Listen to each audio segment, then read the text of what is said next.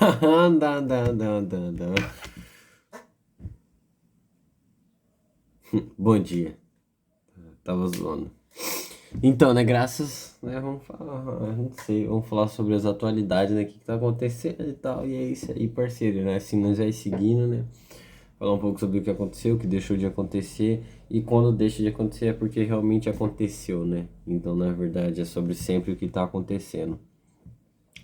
A gente tem, né, agora, graças ao nosso grande anjo da paz, Donald J. Trump, né, graças ao seu comunicado no Twitter e tal, depois dele meter no bumbumzinho do Irã.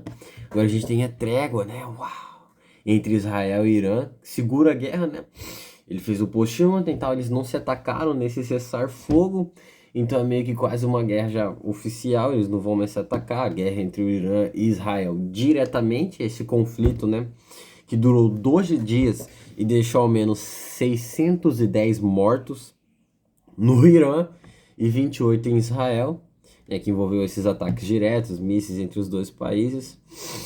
Acabou, né, graças ao tweet de Donald Trump, tá? Ele ajudou muito, ele, né, fez toda essa mobilização para isso acontecer, uma coisa muito boa.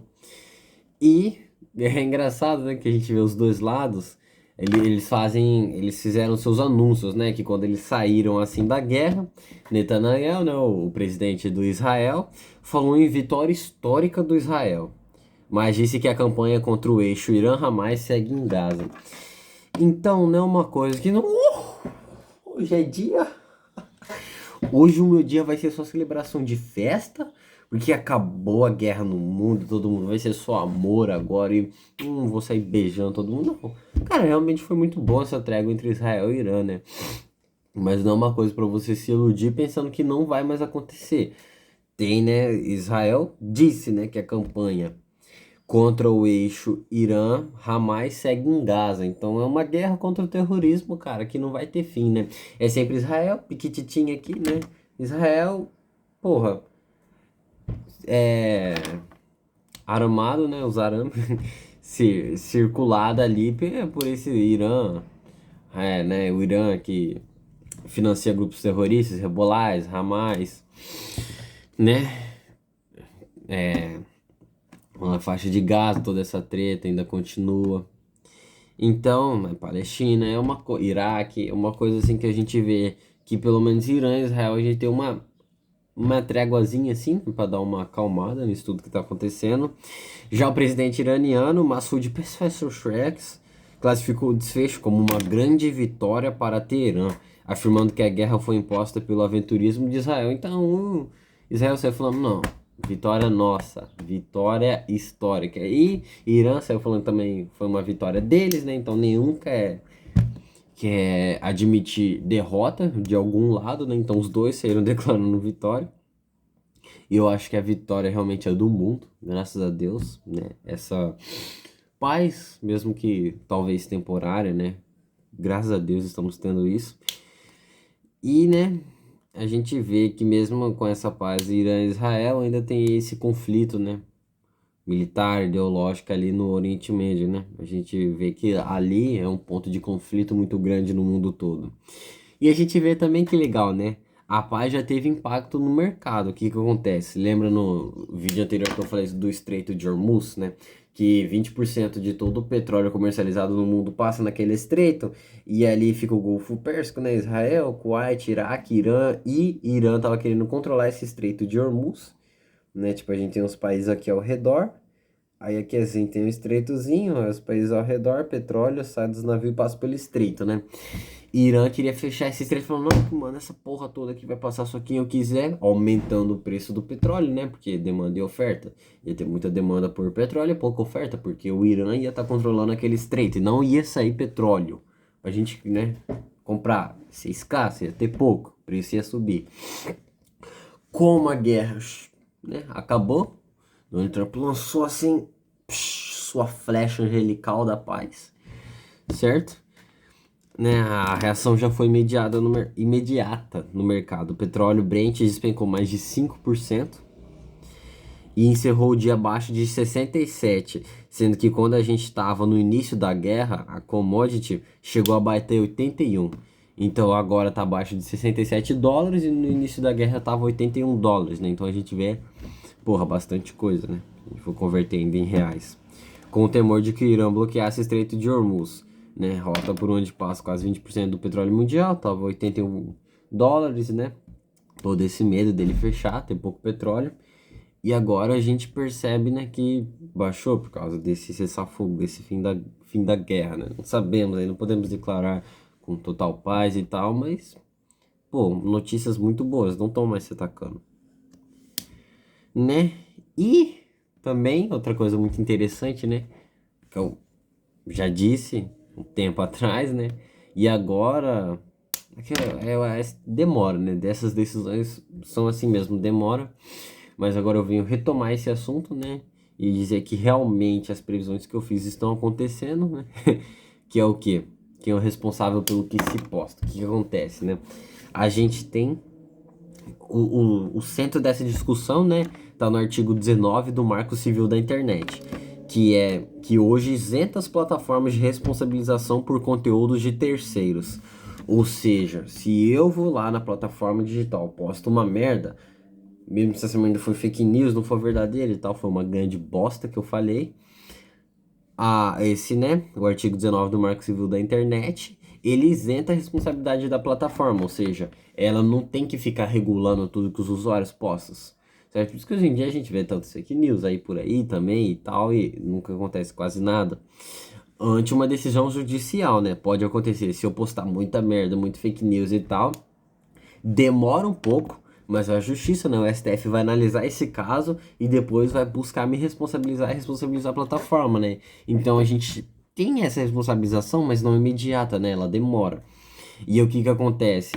Toda essa briga, essa discussão, fala um pouco também sobre a ineficácia dessa decisão. Porque demora, e até demorar, todo mundo já esqueceu e tal, eu já paguei, a plataforma já cagou para isso. Então, por essa demora da ação da justiça, ela fala que é ineficaz os seus atos, né? E com essa desculpa, ela quer mudar essa lei. A proposta do STF quer tornar as Big Techs, as grandes empresas, né, responsáveis por todo e qualquer conteúdo que os usuários publiquem. E tá de parabéns, né, cara? Eu fico... Eu chego a me emocionar de ver que a gente tem um governo que se dedica tanto às fake news, né? Que se dedica tanto à verdade absoluta. Tanto que agora eles vão fazer uma censura imediata sobre tudo que postar. Não, mas quem que vai declarar se o que eu postei é verdade ou mentira, né? Tipo, se eu falar mal do governo, eu vou ser censurado, mas quem que vai declarar a censura? Quem que vai falar que eu tô falando errado? Ah, o próprio governo? Ah, entendi. Então eles querem uma ação imediata, responsabilizando as plataformas por qualquer coisa que qualquer usuário fale imediatamente. E quem vai decidir se aquilo lá é fake news ou é verdade é o próprio governo que vai ser, que vai censurar não, apagar. Então, não tô entendendo, então. Nossa, esse puta de um governo, né, mano? Fica até louco, mano. A gente tem um órgão que se preocupa tanto com a gente, né? Não, cara. Oh, que delícia, né? Na prática, isso poderia forçar as empresas a remover conteúdos, afetando vídeos, buscas, notícias e até informações úteis no dia a dia. Cara, o que que a gente tem, né? Responsabilizar as plataformas de uma forma mais eficiente até que é bom, né? E se na teoria até que é bonito você pensar, nossa, mas qualquer fake news que aparecer agora vai ser totalmente responsabilizado e não sei o que. Mas, cara, na prática a gente sabe que isso vai ser. Isso é um golpe que vai ser usado para a própria corrupção, né? Na teoria é bonito, mas na prática eles vão usar isso a favor deles, né? Não tem como, a gente não pode apoiar. Até que seria bonito se realmente toda fake news que alguém postasse fosse responsabilizada, né? Crimes, falas, discursos de ódio, mas a gente sabe que no final eles vão usar isso a favor deles. Na prática não vai ser isso que aconteceu, na prática isso vai ser literalmente uma censura, eles vão controlar tudo que o pessoal fala, né? Se essa decisão, né, realmente for tomada e tal. Eles vão usar isso a favor deles, né? Eles vão usar como um poder, né, uma estratégia para controlar todas as falas do povo, né? E também, além disso, a gente tem a prejudicação das empresas. Eu mesmo, se fosse um empreendedor, tenho uma empresa, né, sobre rede social, tecnologia, e aí meus usuários, milhões de usuários postam milhares de coisas todos os dias, e aí eu tenho que ser responsabilizado imediatamente por qualquer merda que um garotinho falar na rede social. Eu não iria querer empreender aqui no Brasil. Eu não iria querer deixar minha empresa aqui no Brasil. Eu penso isso. Imagina os grandes empresários, né? E é isso que fala aqui, né? Inclusive, se essa interpretação do STF avançar, né? Que a gente sabe que a maioria dos ministros do STF já votou a favor da ampliação da responsabilidade das plataformas, né? Então, essa decisão tá indo para frente e provavelmente é isso que vai acontecer. Que podem ser obrigados a remover qualquer conteúdo considerado ilegal, mesmo sem decisão da justiça prévia, né? É imediato. Inclusive, se essa interpretação da STF avançar, o maior buscador do mundo, Google, né, afirma que poderá haver um efeito colateral inevitável, com remoções preventivas em massa, algo não muito diferente de censura. E também esse negócio das empresas que eu falei, né, uma possível saída ou redução da atuação da empresa colocaria em risco um ecossistema que movimentou 215 bilhões de reais na economia brasileira em 2024.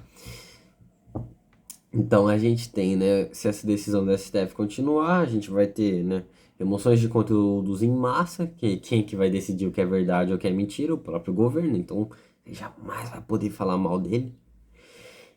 E a gente também vai ter as empresas vão sair prejudicadas, né? Um grande setor da economia brasileira vai sair prejudicado e cada vez menos vai ter incentivos para poder empreender aqui no Brasil, porque se for empreender, ó a merda que vai cair sobre você, né? O que não tem nesses outros paraísos, só vai ter aqui só no Brasil. Essa merda só vai ter aqui no Brasil. Então, enfim, né? É sobre isso.